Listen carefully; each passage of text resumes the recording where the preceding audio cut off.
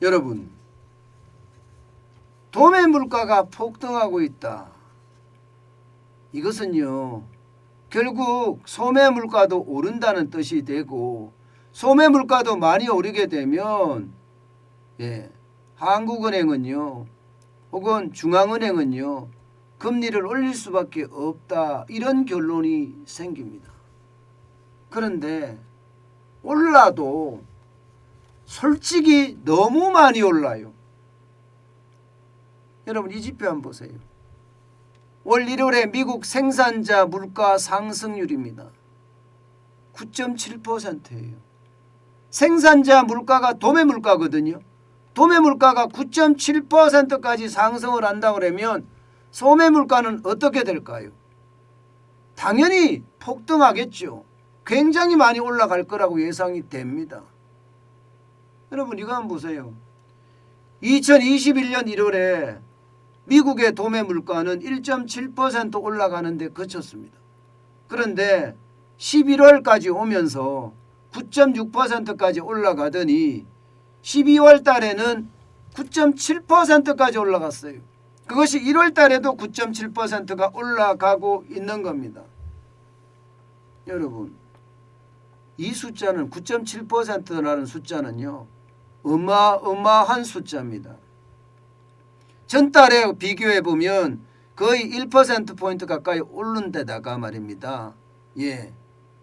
게다가 시장의 전망치는 전달에 비해서 0.5% 오른다고 이야기했는데 그거보다 2배가량 올랐으니까 물가가 굉장히 많이 올랐다고 이야기를 할 수가 있는 거고요. 게다가 말입니다. 도매 물가가 1월 달에 9.7을 기록했다는 것은요, 앞으로 물가가 더 오른다는 거예요. 더 오른다.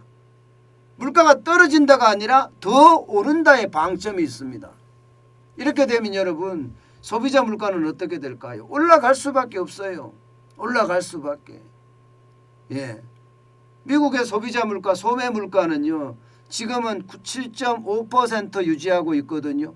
1월에 9.7%가 도매 물가가 올라갔으니까 2월에 소비자 물가에 반영이 될 겁니다. 그러면 7.5%보다 더 높은 값에 소비자 물가 상승률이 나타날 수도 있습니다. 굉장히 많이 올라간다는 뜻이에요. 이게 도매 물가, 소매 물가 할 것 없이 여러분 기울기 보세요. 그래프의 기울기를 보면 굉장히 가파르고요. 올라가는 것도 지금 멈추지 않는다 이렇게 이야기할 정도입니다. 게다가 말입니다. 게다가 이게 올라가는 그 실질적으로 올라가는 품목별로 보면 이거 봐라. 이거 금방 꺼지지 않겠구나 이렇게 이야기합니다. 뭐 휘발유가 53.3% 올랐다. 가정 난방유가 47.4% 올랐다. 이게 오른 거는 에너지 값이 이렇게 오른다. 이것은 이해가 되지만 문제는 식료품이 많이 올라요. 식료품이 12.4%나 올랐고요. 그중에 소고기는 43.9%, 계란도 40.9%, 곡물도 22%. 이렇게 두 자릿수씩 껑충껑충 뜁니다. 여기에다가 여러분 우크라이나 사태 같은 지정학적인 리스크까지 같이 포함이 되어 있잖아요. 그러다 보니까 에너지 가격은 계속 더 올라가게 돼 있어요. 지금 우크라이나 접경 지역에서 러시아군이 철수를 한다고 이야기는 하지만 이것을 믿는 사람이 그렇게 많지 않아요. 그러다 보니까 시장에서는 여러분 실제로 말입니다. 시장에서 안 믿습니다. 오늘 여러분 주식시장을 보면 말입니다. 미국 주식시장이 떨어지고 있어요. 또 떨어지고 있어요. 뭐 이렇게까지 떨어지냐 이야기할 수는 있지만 지금이야 뭐 다시 강보합 쪽으로 돌아섰다. 0.16% 떨어졌거든요. 0.16%. 34,934.27로 마감을 했습니다. 다우산업지수가. 나스닥도 많이 올렸네요. 장 초반에는 엄청 떨어졌었는데 0.11% 떨어지는데 그쳤습니다. 그래서 15.66%가 빠져서 14,124.10을 지금 기록은 하고 있습니다. 어쨌든 시장에까지 영향을 많이 미친다는 것. 뭐 러시아의 상황이 그만큼 좋지 않다는 이야기도 되는 겁니다. 예. 지금까지는 좋아진다 하지만 이게 시장에 미치는 영향은 굉장히 크다는 거예요. 그나마 여러분, 그나마 다행한 것은 있어요. 그나마 다행한 거. 뭐냐? 중국의 물가가 주춤하고 있다는 거예요. 중국의 물가가. 생산자 물가도 3개월 연속 지금 떨어지고 있고요. 소비자 물가도 지금 2개월 연속 떨어지고 있다는 거예요. 여러분도 알다시피 중국이라고 이야기하면 세계의 공장이라고 이야기할 수 있잖아요. 세계의 공장. 세계의 공장에서 도매 물가도 떨어지고 소매 물가도 떨어진다는 것, 이것은요, 세계 경제에도 영향을 미칩니다.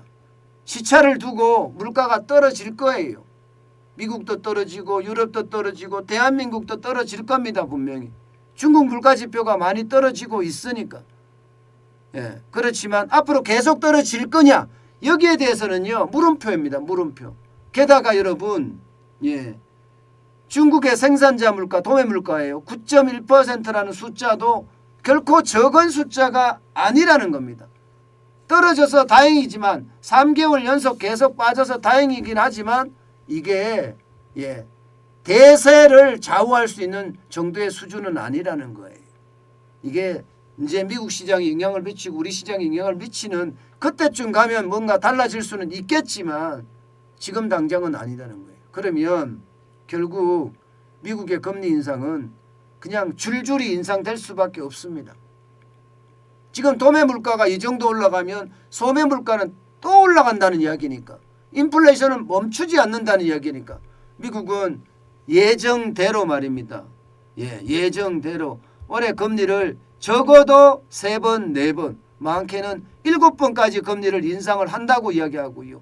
여기에다가 3월에는 빅스텝에 대한 이야기도 나옵니다. 빅스텝. 빅스텝이라는 것은 0.25% 인상하는 것이 아니라 0.5% 인상한다는 것. 이것도 현실적으로 굉장히 빨라지고 있는 것 아니냐. 그렇게 추측도 하고 예상도 하고 전망도 합니다.